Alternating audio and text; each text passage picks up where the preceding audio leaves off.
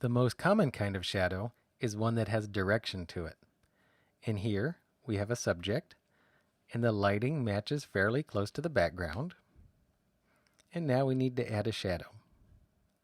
So what I'm going to do is the first thing, we will duplicate the subject layer by pulling down to the new layer icon. And just to keep it simple, let's double click and rename that layer. Now, let's go ahead and drag the shadow layer underneath layer 1, or the subject, and we'll just turn off the subject temporarily. Now, because the shadow, it's not yet a shadow, but it's on a layer all by itself, we can very easily select it with the magic wand, clicking on the background, and then pulling the select menu to select similar, and that will select this little patch between his arm. Now we have the background selected, but if we pull down the select to inverse, we just have the subject selected.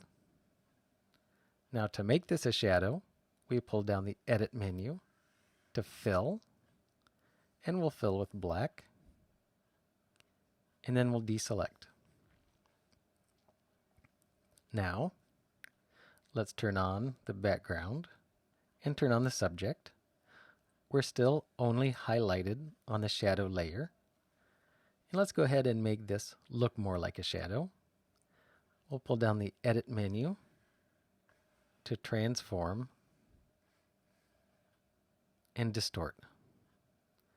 And we simply just take these handles, let's go with the top middle, and lie the shadow on the ground. And of course, you can go any direction that your shadow needs to. Now it gets a little bit flat down here, but what we're going to do is get one of the top corner handles and widen the shadow out.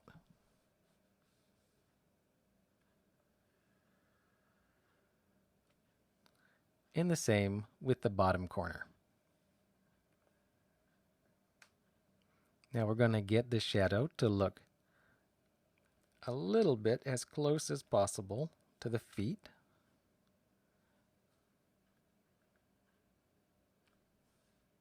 Of course, you can decide how wide the shadow should be or how long.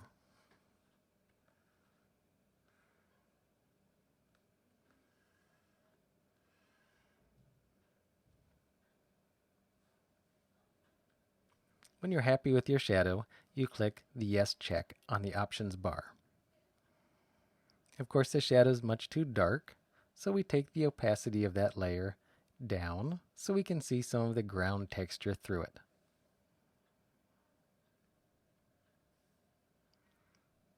Now, similarly, you can see that the feet don't match up entirely, so let's zoom in.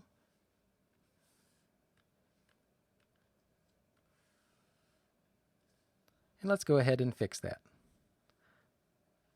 First, we'll use the eraser to erase any of the shadow that extends beyond our subject. Then we'll just use a paintbrush and we'll paint to fill in. Now you can see we're painting with solid black, but because the layer has 75% opacity, our paint will match.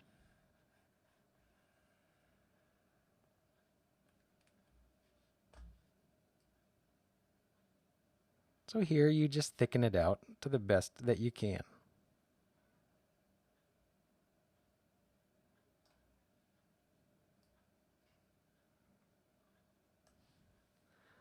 Okay, let's zoom out by double-clicking the hand on the toolbar.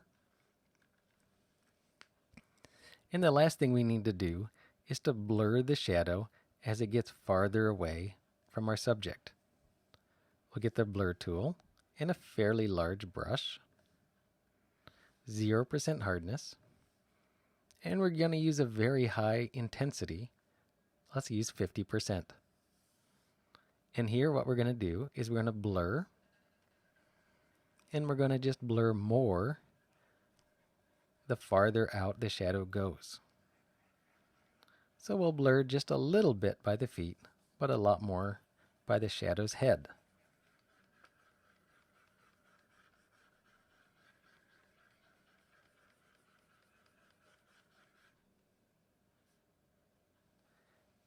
And there you have it.